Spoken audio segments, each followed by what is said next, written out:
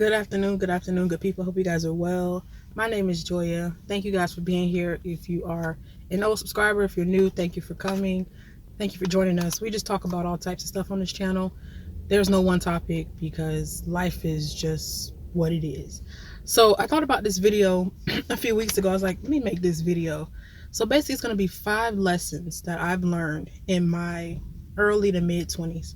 So I'm 27, I'll be 28 in August, and I've learned a lot. So I'm just looking at my notes. So the first one, keep God first, or you need God. Put it like that. You need God. I don't care what you're going through in life, whether it be good, bad, indifferent, you are going to need God throughout your life. This is just not for the 20s, but this is what I've learned really, um, that's important, is you need God. He's going to be what you need to get that discernment.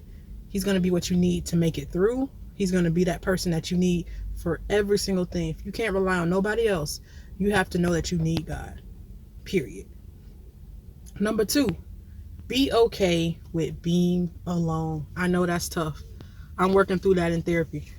Just being okay with being alone, especially when you get to this age.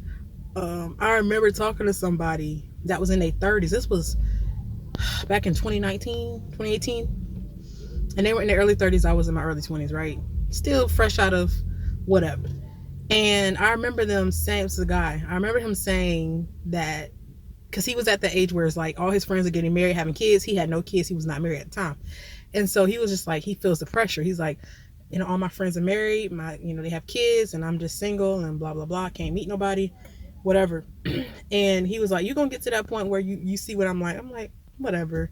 Enjoy your singleness, whatever. Do what you got to do. I'm not going to get that way. At 27 years old, I know exactly what he's talking about. The amount of people that have gotten married over the last year, 2 years, have had kids, it's mind-boggling. And I'm just like, wow. Here I am, 27, never had a boyfriend. I start to question a lot of things about my life, and I've talked about this in therapy, so I won't really go too much in detail about this in this video, but maybe in another video. But yeah, I'm like, something might be wrong. But now I'm realizing, like, it's okay to be alone. It's okay. Like, you got to be okay with being alone. Even when your friends married, your coworkers, your cousins, everybody, when they marry, got kids, you have to understand that what's for you will be for you in the time frame that it will be for you. Number 3, number 3, there are many ways to make money. Don't let somebody tell you that you just have to work a job, or you just have to be an entrepreneur, or you just have to do one thing, or whatever. There are so many ways, y'all, to make money. Like, there's so many ways. And my goal for this year is to make money in a different way, make other money in a different way, outside of the traditional what we think of 9 to 5, right? So don't limit yourself. I think a lot of times when we talk to people from the older generation, all they know is working a job 30 years and retiring with that same job, which, if that works, that works. But we live in a new age where things from 30 years ago are so different. There was no Facebook, there was no Instagram, there was no YouTube. People weren't getting paid to get on videos like this and talk. But nowadays, people are getting paid to do that. People are getting paid to show product of places that they have been to, such as Chicken Salad Chick. Matter of fact, Chicken Salad Chick, DM me. I like y'all restaurant. I would love a support. But you know what I mean? Like, people get paid to talk about Chicken Salad Chick, Chick-fil-A, Zaxby's, Publix. You know what I mean? Like, people get paid for these things now, and they didn't have that back then. So we have to kind of keep that in mind when we're talking to people, especially of the older population, about what we want to do in life, because a lot of them have a very closed-minded viewpoint about making money. It's just kind of like, get a career, work, and go home every day. And I can't speak for everybody, but a lot of my friends and we all think the same. That ain't what we're trying to do for the rest of our life. Point blank, period. Number 4, don't be afraid to start over. This is so important because I didn't tell y'all everything I went through last year, but it was a lot. It was a lot. And I was fighting being in Florida again. Like, I did not want to come back. Still don't really want to be here, but we here. And I really had to start over. I had to start completely over for the most part. and it just wasn't comfortable.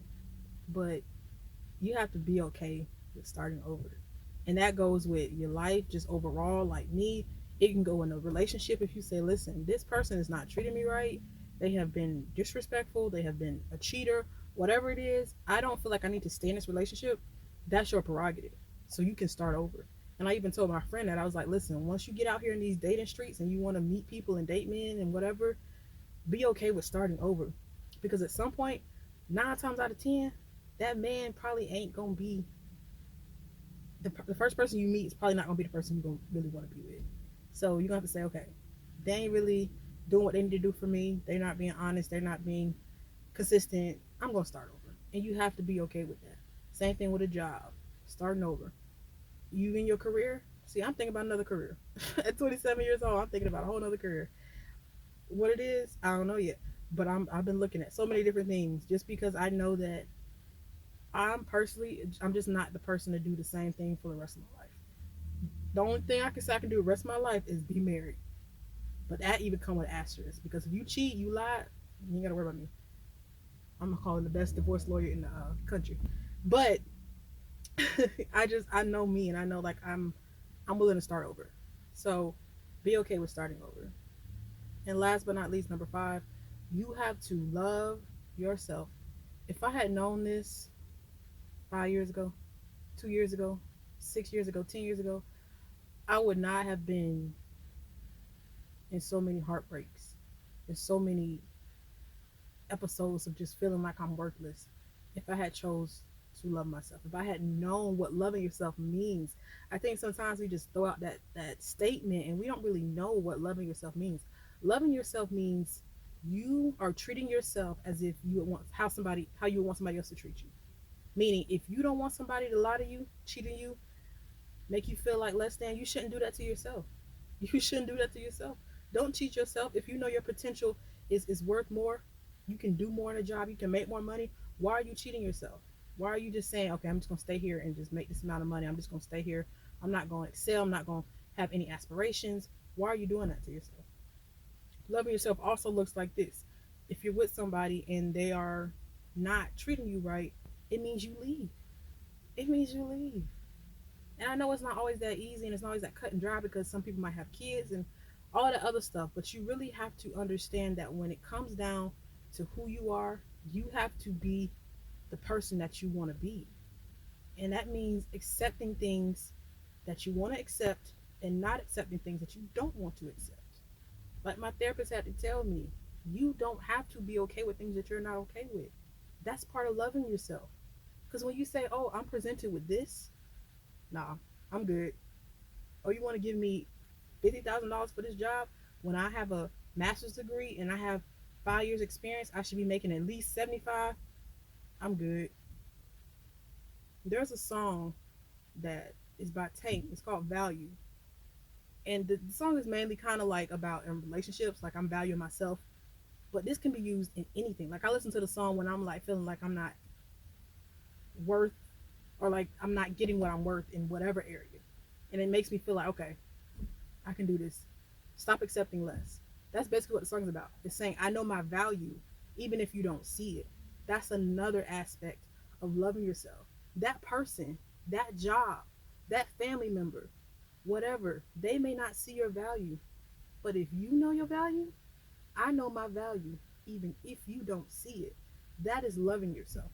That is saying, I know who I am, so I'm not going to let you, Tom, Dick, Harry, Matthew, Mark, Luke, John, Zachariah, anybody else, Sally, Susie, Sarah, I'm not going to let y'all dictate how I feel about myself because I know who I am. And I know that I'm not going to allow a man to cheat on me. And if he cheats on me, I'm going to say, thank you, next. That's what you have to do. I'm not going to allow a job to give me less than what I'm worth. And if they give me less than what I'm worth, I'm going to say, thank you, next. That's what it looks like when you love yourself. And if somebody had told me that, I would be better off. But I got the lesson. There are women, men, 50, 60, still trying to love themselves. Loving myself would also look like this, not allowing myself to get to the weight that I am. I've always been plus size. But if I had known what I knew now, even at 15, 20, like I lost a lot of weight when I went to college and then I gained it back, unfortunately. But if I had known what I know now, because loving yourself also means not being overweight, not allowing yourself to get to that place. And if you get to that place, is knowing that, okay, I got to do something different. I got to get in the gym. I got to start eating better. That's a part of loving yourself because we all know, for the most part, people that are overweight, obese, whatever you want to call it, are not healthy. They have some type of comorbidity. They have some type of medication that they might have to be on. They can't move how a lot of people move, right? If I had known what I know now, I would have did things differently. So those are 5 lessons I learned in my 20s. Feel free to drop a comment. Let me know a lesson that you've learned. If you, even if you ain't in your 20s, just help people out.